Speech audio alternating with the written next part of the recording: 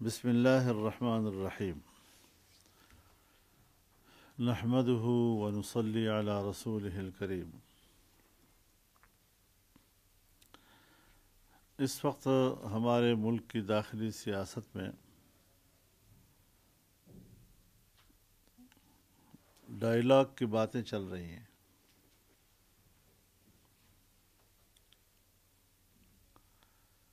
لیکن مذاکرات کس سے؟ جس سے مذاکرات کے لیے ہم پر دباؤ ڈالا جا رہا ہے یا جس سے مذاکرات کے لیے خواہشات کا اظہار کیا جا رہا ہے، ہم سب کا اس بات پر اتفاق تھا کہ 2018 کا الیکشن میں دھاندلی ہوئی اور یہ دھاندلی کی بنیاد پر بطور اقتدار آیا تھا۔ اور آج عمران خان کہتا ہے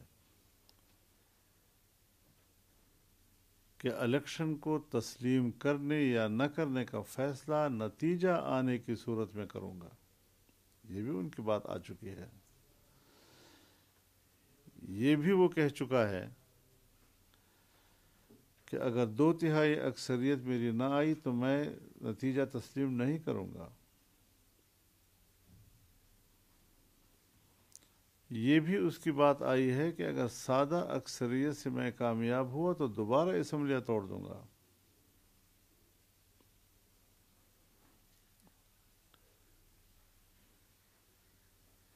اس کی حیثیت کیا ہے ملک کی سیاست میں؟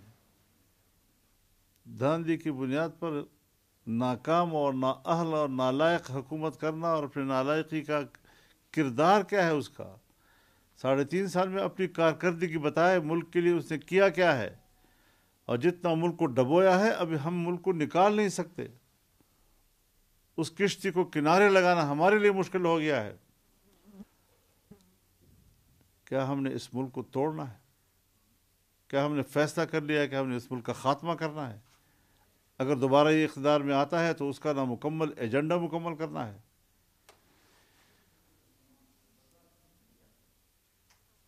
عجیب بات تو یہ ہے کہ امریکہ میں بیٹھا ہوا وہاں کا CIA کا، شاید اب ریٹائرڈ ہو، اس لیے وہ کہتے ہیں کہ ہمارا کسی حکومتی ادارے سے اس کا تعلق نہیں ہے، لیکن بہرحال اس کی بات کے پیچھے کچھ سپورٹ کے بغیر وہ نہیں کر سکتا۔ جی زلمائے خلیلزاد بھی کہتا ہے کہ آپ ان سے بات کریں۔ امریکی کانگریس میں اسرائیل فرنٹ کمیٹی کا جو بڑا ہے براڈ شرمن، وہ بھی اس کو سپورٹ کر رہا ہے، اور وہ بھی کہتے ہیں ڈائیلاگ کی بات کرو، اس سے بات کرو پہلے۔ سپریم کورٹ تضادات کا شکار ہے۔ ایک طرف وہ کہتے ہیں آئین کا تقاضا ہے کہ 90 دن کے اندر اندر الیکشن ہوں گے، دوسری طرف وہ ہمیں کہتا ہے کہ آپس میں بات کر کے طے کرو۔ اگر بات کر کے طے کریں اور اکتوبر کے بعد کریں یا دسمبر کے بعد کریں یا اگلے مارچ کے بعد کریں یا اگلے اکتوبر کی بات کریں، پھر آئین کہاں ہوگا اور 90 دن کہاں ہوں گے آئین کے؟ ہمارے خلاف فیصلہ دینے کے بعد ہمیں کہتا ہے کہ آپ بات کریں، اس کا معنی ہے کہ سپریم کورٹ بھی ہمیں بلیک میل کر رہا ہے۔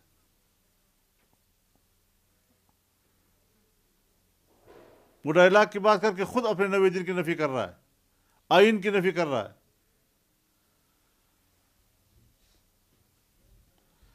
تو ایسی صورتحال میں ہماری جماعت اور PDM ایسے لوگوں کے ساتھ بات کرنے میں کسی قسم کے ملک کا مفاد نہیں دیکھ رہی۔ ہاں، اگر ہم نے کسی کو خوش کرنا ہے، اس کو میسج دینا ہے کہ جو آپ چاہ رہے ہیں تو میں بھی وہی چاہ رہا ہوں، یہ الگ بات ہے۔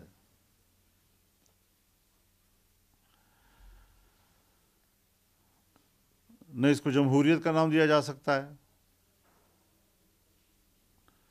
اور نہ ہی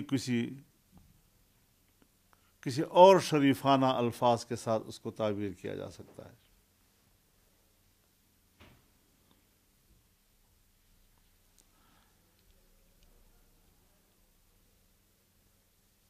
اسمبلی پارلیمنٹ قانون پاس کر رہی ہے، ابھی وہ ایکٹ بنا نہیں، چیف جسٹس صاحب نے 8 رکنی بینچ بلا لیا، فوری طور پر بلایا۔ کیا جج نے دوسرے فریق کی بات نہیں سننی؟ اس نے حکومت کو بلایا، کیا اس نے بات سنی ان کی؟ اور ایک ہی نشست میں فیصلہ دے دیا، اور پھر کہتے ہیں یہ فیصلے تسلیم کرو۔ کیسے تسلیم کریں ہم لوگ؟ ہم انسان ہیں، اس ملک کے معزز شہری ہیں، ہم سیاسی لوگ ہیں، ہم رائے رکھتے ہیں، تو اس طرح تو نہیں کہ جانوروں کی طرح اب ہمارے سامنے جو چارہ ڈالے ہم قبول کرتے رہیں۔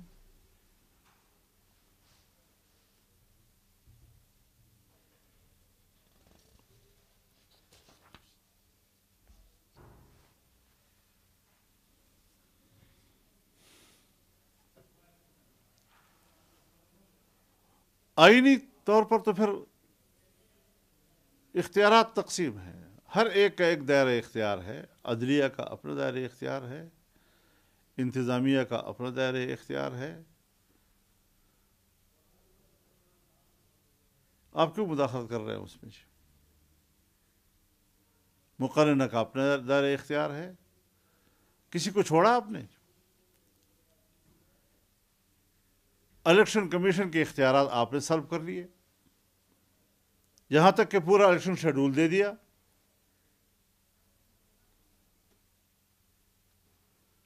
پورے الیکشن کمیشن کے اختیارات پر قبضہ کر لیا۔ انتظامی طور پر یہ حکومت کا اختیار ہے کہ اس کے رجسٹرار کو واپس بلائے یا وہاں بھیجے۔ سپریم کورٹ کے رجسٹرار کو ہٹانا یہ انتظامی معاملہ ہے، سپریم کورٹ کا نہیں جائے گا۔ پھر آپ کیوں اس طرح مداخلت کرتے ہیں تمام معاملات میں؟ پارلیمنٹ ایکٹ بنا رہی ہے، ابھی ایکٹ بنا نہیں ہے، اور آپ پہلے قانون اس کے خلاف فیصلہ دے رہے ہیں۔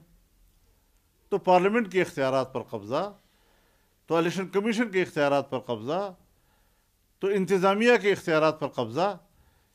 اگر سپریم کورٹ اس طرح ہے تو پھر ہم اس کو عدالت کہنے کی بجائے ایک عدالتی مارشل لا سے تعبیر کر سکتے ہیں۔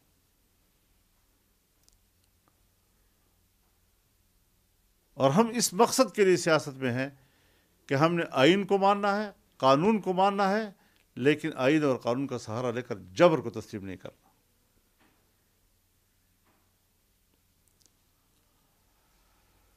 تو یہ اس وقت کی صورتحال ہے جس پر میں اپنے رائے دینا چاہتا تھا۔ بہت بہت شکریہ آپ حضرات کا۔ اللہ تعالی ہمارے وطن کی حفاظت فرمائے، اور انشاءاللہ العزیز ہم اس وطن کی حفاظت کے لیے لڑیں گے۔ اور یہ جو الیکشن کے خلاف 2018 کے خلاف ہم 3 سال سڑکوں پہ رہے ہیں، ہماری طرح کون سڑکوں پہ رہا ہے؟ سردی گرمی ہر حالت ہم نے برداشت کی ہے، ہمارے ورکروں نے برداشت کیا ہے، عوام اس میں شامل ہوتے تھے۔ 14 ہم نے ملین مارچ کیے ہیں، آزادی مارچ کیا ہے، لاکھوں لوگ اس میں شریک ہوتے تھے۔ اب پتہ نہیں ہماری اسٹیبلشمنٹ کو کون رپورٹ کرتا تھا کہ اس کی تعداد کتنی ہے جلسے میں، اور اس طریقے سے وہ سمجھتے ہیں کہ شاید۔ تو ہم نے تو یہاں پر 8 اگست 2018 کو شرح دستور پر مظاہرہ کیا، سپریم کورٹ کے سامنے مظاہرہ کیا۔ کیا اس وقت توفیق ہوئی اس سپریم کورٹ کے کہ وہ سو موٹو کرے؟ دھاندلی کی پشت پناہی کر رہے تھے سارے لوگ، اس وقت کی اسٹیبلشمنٹ بھی جو ہے وہ دھاندلی کی پشت پناہی کر رہی تھی۔ کیا ہم آج کی اسٹیبلشمنٹ سے یہ درخواست کر سکتے ہیں کہ وہ اس وقت کی اسٹیبلشمنٹ کی اس ناجائز، ناروا، اس ظلم اور اس دھاندلی کے جرم کا احتساب کر سکے گی؟ یہ چیزیں صاف ہونی چاہیے۔ ایسے ہمیں ایسے لوگوں کے ساتھ بٹھائیں کہ جس کی نہ ہم، میں تو پہلے دن سے کہہ رہا ہوں کہ میں عمران خان کو پاکستان کی سیاست کا غیر ضروری عنصر سمجھتا ہوں۔ یہ لانچ کیا ہوا ہے، اور ہم ان سے مذاکرات کی بات کرتے ہیں۔ اتنی گر گئی ہے پاکستانی قوم، اتنی گر گئی ہے پاکستانی سیاست، لہٰذا یہ بات دل سے نکال لی جائے کہ ہم اس طرح کے شخص کو کہیں گے کہ صاحب آپ بتا دیجئے ہم کب انتخاب کریں گے. ایسی سیاست کو چھوڑ دینا چاہیے پھر ہمیں. اللہ تعالیٰ فضل فرمائے گا انشاءاللہ.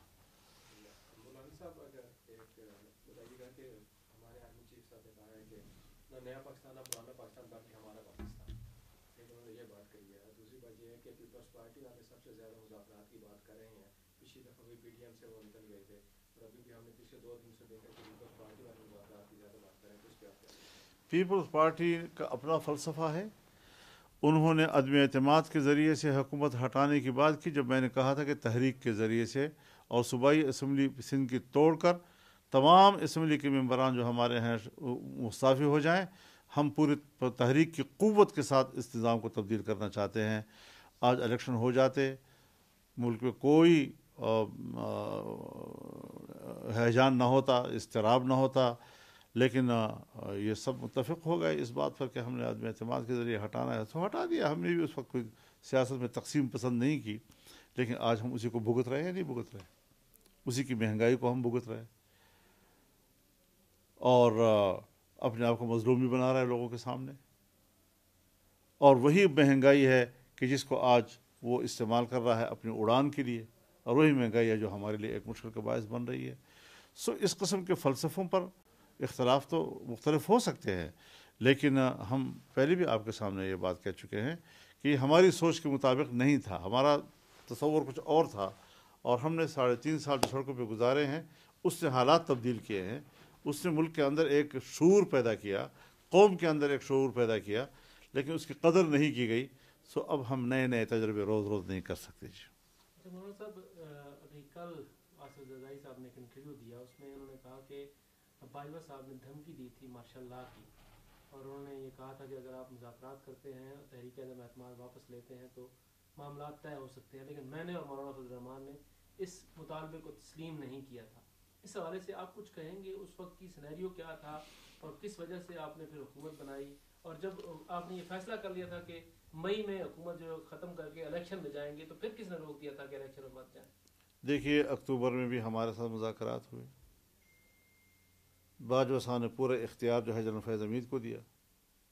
جنرل فیض حمید کے ساتھ بیٹھے تھے چودھری شجاعت حسین اور چودھری پرویز الہی. میرے ساتھ بیٹھے تھے اکرم درانی اور طلحہ محمود. 6 آدمیوں کے مذاکرات میں باقاعدہ اسمبلی کی توڑنے کی بھی تاریخ متعین ہوئی، اور الیکشن کے نئے شیڈول کی بھی تاریخ متعین ہوئی، اور اگلے سال مارچ میں الیکشن کرانے کی بھی بات طے ہو گئی. جب ہم نے دھرنا اٹھا لیا تو کہا جی ہم نے تو کوئی بات ہی نہیں کی. کیا اتنی ذمہ دار پوسٹوں پر بیٹھنے والے لوگ وہ بھی اس طرح کی کچی باتیں کرتے ہیں؟ اور نہ چودھری صاحبان کو کوئی احساس ہوا اس بات کا کہ بھئی ہم نے تو شریف لوگ ہیں، ہم نے تو ایک زبان دی تھی، اور میں ذرا تھوڑا وزادار آدمی ہوں، کسی کو منہ پہ کہنا کہ یہ لکھ کر دو، پہلے دستخط کرو، تو ذرا تھوڑا اس تکلف سے میں نے بھی اجتناب کیا. لیکن بہرحال یہ طے ہوا تھا کہ انتخاب ہوں گے، اور نہیں وعدہ پورا کیا. تو ایک وعدہ تو نہیں ہے. باجوہ صاحب کی کس بات کا ہم روئیں گے جی؟ جنرل فیض حمید کی کس بات کا ہم روئیں گے جی؟ بس ٹھیک ہے، اب وہ چلے گئے ہیں. اب ان کی اپنی اسٹیبلشمنٹ جو ہے، ان کا اپنے ادارے کا فرض بنتا ہے کہ وہ اس حوالے سے ذرا خود سوچے. اب ہر بات پہ ہم کہیں، ہم فرنٹ پر آ کر بات کریں، تو یہ ساری چیزیں ان کے سامنے ہیں. ایسا نہیں ہے کہ یہ لوگ جانتے نہیں ہیں، ان تمام چیزوں کو سب لوگ جانتے ہیں. صاحب یہ فرمائیں کہ ابھی سمجھ میں یہ نہیں آ رہی کہ عمران خان کو سپورٹ کر رہی تھی اسٹیبلشمنٹ، تو فل سپورٹ کر رہی تھی اور کھلے عام سپورٹ کر رہی تھی. جب نیوٹرل ہوئی تو عمران خان کو میدان میں چھوڑ کے آپ لوگوں کو آگے دھکا دے دیا، دلدل میں پھنسا کے، اور نیوٹرل ہو گئے. بھائی عمران خان کو آپ اگر اتنا سپورٹ کر رہے تھے، اب نیوٹرل ہو رہے تھے، تو گند جو کیا ہوا تھا وہ تو صاف کر کے پھر آپ نیوٹرل ہوتے. آپ کو دلدل میں پھنسا کے بھاگ گئے، ان کو آگے کیا ہوا ہے سپریم کورٹ کو، تو آپ اس میں اسٹیبلشمنٹ کو بالکل نیوٹرل سمجھ رہے ہیں؟ یا کیونکہ عدالتوں پہ چھاپ تو رہی ہے اسٹیبلشمنٹ کی ہر دور میں، عدالتیں کبھی بھی اسٹیبلشمنٹ کی باہر نہیں گئی، تو یہ کیسے پاسبل ہے؟ یہ جو کچھ ہو رہا ہے شاعرہ دستور پہ، وہ اسٹیبلشمنٹ کی مرضی کے بغیر ہو رہا ہے. حضرت یہ ایک ناکام شو ہے. 15-20 وکیل اکٹھے ہو جاتے ہیں, اس سے زیادہ ان کے پاس کوئی اسٹرینتھ ہی نہیں ہے. اور یہ ہمیشہ اس قسم کی چیزوں کو راستہ دیتے ہیں کہ کسی طریقے سے بھی ہو لیکن ایک ناجائز بات کو جائز بنا سکے. جو اپنے آپ کو ماہر سمجھتے ہیں نا, ہم قانون و آئین کے ماہر ہیں. تو اس حوالے سے بڑی ایک اتفاق رائے ملک کے اندر موجود ہے. پاکستان میں ایک قومی حکومت موجود ہے, تمام کی اتفاق رائے کے ساتھ حکومت موجود ہے, اور صرف ان لوگوں کی نہیں کہ جو پی ڈی ایم میں تھے. پی ڈی ایم سے نکلنے کے باوجود پیپلز پارٹی بھی اس حکومت میں موجود ہے. پی ڈی ایم سے نکلنے کے باوجود اے این پی بھی اس حکومت میں موجود ہے. ایم کیو ایم بھی اس حکومت میں موجود ہے. باپ پارٹی بھی اس میں موجود ہے. انڈیویجول بھی موجود ہے اس کے اندر. تو ہم جہت اس وقت یہ ایک قومی حکومت کی حیثیت رکھتی ہے, اور اس پوری قومی ویژن کو آپ ایک عمران خان کے لیے قربان کر دیں. کوئی عقل ہے کسی کے پاس؟ اس کو عقل کہتے ہیں, اس کو ویژن کہتے ہیں. اس سے ہم مروب ہو جائیں. فضل الرحمان ایسی ویژن سے مروب ہونے والا نہیں ہے جی, انشاءاللہ.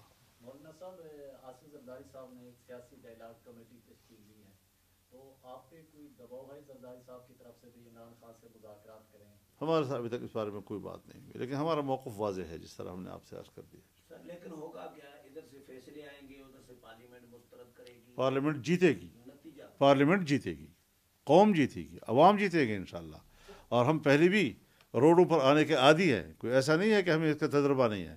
ہم بڑے زبردست قسم کے ایکٹیوسٹ ہیں جی, ہم زبردست قسم کے تحریکی لوگ ہیں. کل اگر پھر اس طریقے سے ان کے لیے کسی نے یہاں حرکت کی, چاہے امریکہ ہو, چاہے یورپ ہو, چاہے پاکستان کے کوئی اور ادارہ ہو, اس طرح کے ناجائز لوگوں کے لیے ناجائز حرکتیں کرنا, پھر بھی ہم میدان میں ہوں گے, کوئی اور نہیں ہوگا انشاءاللہ العزیز. ہم نے یہ راستہ جو ہے وہ بھولا نہیں ہے. ہمارے کارکن عوام جو اس بات کو سچ سمجھتے تھے اور ہمارے ساتھ کھڑے تھے, آج بھی کھڑے ہیں انشاءاللہ. اچھا مولانا صاحب, گزشتہ روز قومی سلامتی کے اجلاس میں آرمی چیف نے ایک بات واضح کر دی کہ پاکستان میں وہی ہوگا جو وزیر اعظم کہیں گے. پاکستان کے جو عسکری ادارے ہیں, آئینی قانونی تمام وزیر اعظم کے ماتحت ہیں. تو آپ نہیں سمجھتے کہ سپریم کورٹ جس طرح پھر فیصلے کر رہی ہے, آرمی چیف نے بھی واضح کیا, اور ویسے بھی یہ تمام تر ادارے وزیر اعظم کے ماتحت ہیں, اور جس طرح کہا جا رہا ہے کہ فنڈز نہیں ہیں, اس کے باوجود سپریم کورٹ بار بار ایک ہی بات کر رہے ہیں. اور اب جس طرح سپریم کورٹ نے اسٹیٹ بینک کو کہا کہ وہ براہ راست فنڈ جاری کرے, اس فیصلے کو آپ نے کس طرح دیکھا؟ سپریم کورٹ پر ان کا اختیار ہی نہیں ہے, اور وہ اختیار بھی انہی اداروں کی ناک کے نیچے عمران خان نے اس کو انڈیپینڈنٹ قرار دے دیا, اور وہ آئی ایم ایف سے وابستہ کر لیا اس کو. جی, آئی ایم ایف سے وابستہ کرنے کو غلامی کا نام دینے کی وجہ آزادی کا نام دیا گیا.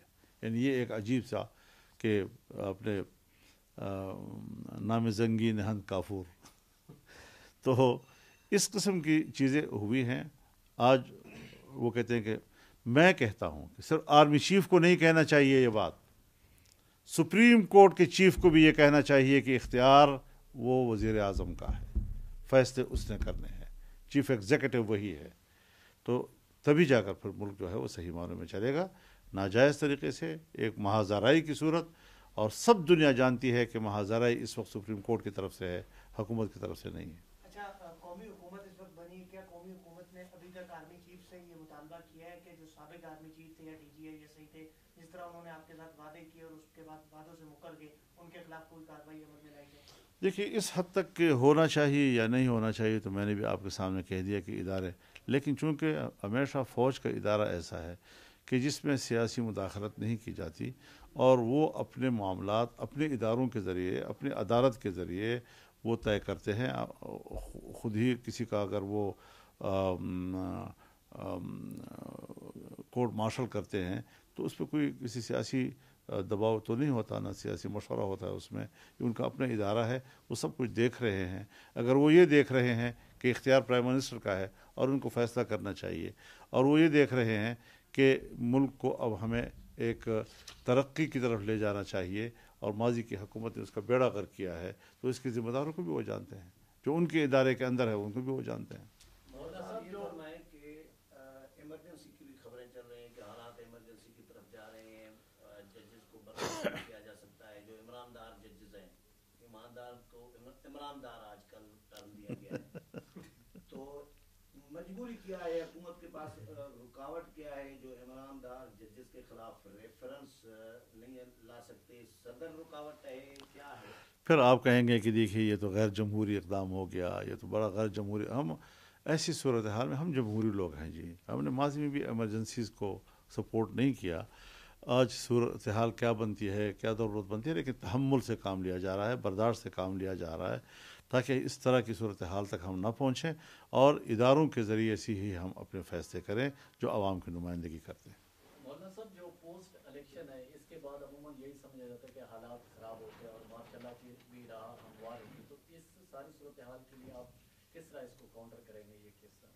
अब तक ऐसी कोई सूरत हाल नहीं है, सियासी लोग मामलात को काबू में रखे हुए हैं और ठीक है, जब इस्तिराब होता है, कुछ थोड़ा हंगामाराई होती है तो मुस्बत काम में रुकावटें आती हैं और जो आ भी रही हैं, तो अवाम ख़ुद भी ये समझते हैं कि मुल्क की सियासत में जो अवाम को मुश्किलात दरपेश हैं उसके लिए हुकूमती इक़दामात के रास्ते में कौन रुकावटें डाल रहा है, और इससे पहले जो रुकावटें डालने के लिए बुनियादें मुहैया कर चुका है जी। अब उस ज़माने में जो माइनिंग की गई थी जी, अब कदम हम उठाते हैं तो वो फटता है, कदम उठाते हैं तो वही माइन फटता है जी। तो यही सूरत हाल इन्होंने बना रखी है। अब ठीक है, आम आदमी बेचारा वो तो अपनी ज़रूरियात की हद तक ही मामलात को देखता है और उनके मसाइल में यकीनन मुश्किलात हैं, लेकिन हम अपनी कारकर्दगी दिखा सकते हैं 1 साल की कि मुल्क के अंदर कितने बड़े मेगा प्रोजेक्ट्स का आगाज़ दोबारा किया जा रहा है, कितने प्रोजेक्ट्स वजूद में आ गए हैं, कितने लॉन्च हो रहे हैं, कितने हो चुके हैं और आम आदमी की ज़रूरतों के लिए हम क्या क्या इक़दामात कर रहे हैं। हमारी कारकर्दगी 1 साल की भी नज़र आएगी और उनके 3.5 साल भी नज़र नहीं आएगी दुनिया कुछ। मौलाना साहब ये फरमाएं कि आप जमहूरी हैं, यकीनन इसमें कोई शक नहीं है, आप ऐसा काम नहीं करना चाह रहे कि मीडिया और बाकी तनकीद करे दुनिया, लेकिन जो जजेस कर रहे हैं वो तो जमहूरी अमल तरीक़ेकार नहीं है। वो इलेक्शन कमीशन के मामलात में मुदाखलत, पार्लियामेंट के मामलात में मुदाखलत, स्टेट बैंक के मामलात, स्टेट बैंक की जामा तलाशी ली जा रही है, हुकूमत का एक एक अकाउंट की छानबीन की जा रही है, जिस तरह बंदे की जामा तलाशी ली जाती है। तो ये मुदाखलत वो जो कर रहे हैं, या वजारत खजाना, वजारत दाखिला, सब के इख्तियारात छीन के अपने हाथ में रखे हुए हैं, तो इनको रोकने का प्लान क्या है? इससे डरे नहीं आप जी। इन्होंने कालाबाग डैम का भी फैसला किया था, फिर क्या हुआ उसका? मौलाना साहब, आप समझते हैं कि सुप्रीम कोर्ट और ख़ास तौर पर ये 3 जजेस जिनको आप मुताज़ा भी कह रहे हैं, ये तमाम फैसलों में भी अमल दरामद कर रहे हैं और महाज राय भी कर रहे हैं, इनके खिलाफ कोई मिसकंडक्ट का केस नहीं होना चाहिए? इस पर हुकूमत सोच रही है कि भाई इस अगर एक हद अपने दायरे में वापस नहीं आते और इसी तरीके से महाजराई लेते हैं तो कोई ना कोई रास्ता तो होगा आईन और कानून के ज़रिए कि जो हुकूमत को लेना फिर मजबूरी होगी। तो इमरान खान अब भी लाडला है किसी का? इमरान खान अब भी किसी न किसी का लाडला है सर? आप समझते? लाडला तो नहीं होगा किसी का, क्योंकि उससे लाड करने में अपना मुंह काला हो जाता है और अपने होंठ काले हो जाते हैं, उसके लाड का कोई फ़ायदा होता नहीं है। यही फ़ायदा होता है कि अपना मुंह काला कर लेता है आदमी। तो इस लिहाज से अगर कोई उसको लाड भी करता है, उनको भी मैं बता देना चाहता हूँ कि तुम शर्मिंदगी के अलावा तुम्हारा और कोई मुस्तकबिल नहीं है। बहुत शुक्रिया आपका।